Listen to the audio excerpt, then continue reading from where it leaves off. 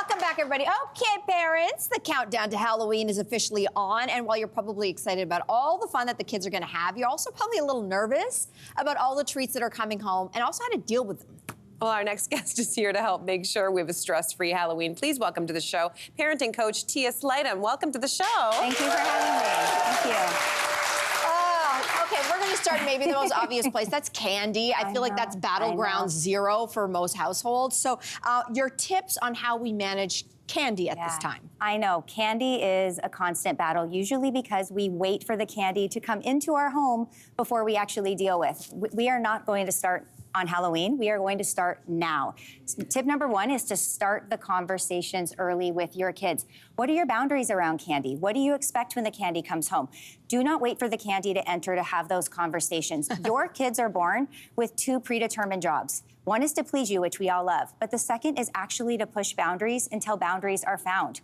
If we don't have boundaries, our kids are gonna keep pushing. So I really want you to start those conversations, and I want you to include your kids in the process. We wanna give more choice to give more power. Power fills your child's emotional needs buckets and helps them push back less. Think about two simple choices. Would you like to store your candy in the kitchen or the living room once the night is over? Would you like to take 2 or 3 pieces in your packed lunch?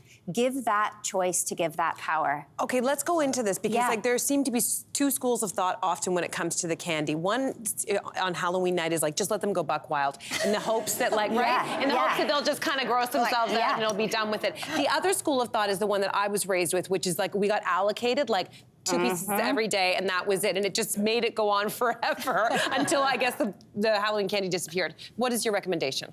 Whatever you prefer. So my school of thought for my 2 boys who are now 11 and 13, we've done this since they were toddlers, have at it, eat, enjoy.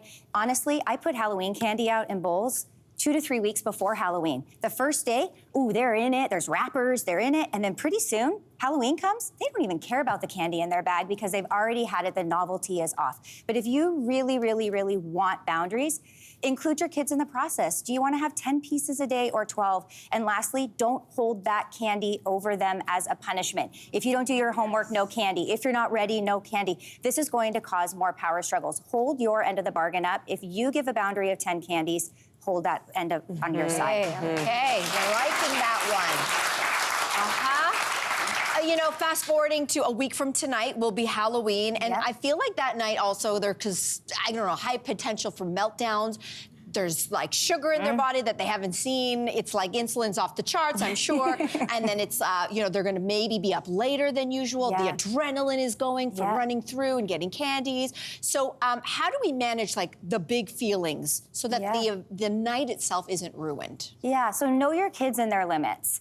They're gonna be up late, they're gonna have candy, they're gonna be excited, their emotions are gonna be high. Don't worry so much as a parent. Let them have some fun, but also know their limits. If you know that it's a school night, this Monday is Halloween, it's a school night. My kids will not stay up as late if it were to fall on a Friday or Saturday. But again, in advance, let your kids know. We're gonna stay up 1 hour later this Halloween. We're gonna stay up 2 hours later. Let them know so that they're not pushing back by the time the night is coming to an end. Okay, so of course Halloween involves costumes. So do you have any recommendations for parents who see that their kids want to wear a costume that's kind of inappropriate? And that might be culturally inappropriate, that might be just like weather inappropriate, or all kinds of things. Crop tops come to mind right now. It's a really high item for the world right now. And it's not a great season for those. And so what we want to do is Speak for yourself. No, I'm just kidding. I'm just kidding. That's what I'll wear next time. No, so that's what where we want to, again, include our kids in the process and give them some choice. So I really see that you would like to wear that crop top. Do not autopilot, no. No, you can't wear that. No, that's inappropriate. Hear your kids, listen to them. Their opinions matter. They want to feel seen, heard, and understood. So I want you to take away the autopilot no and change that language with, I hear you would like. I hear you would like to wear that crop top. I get it.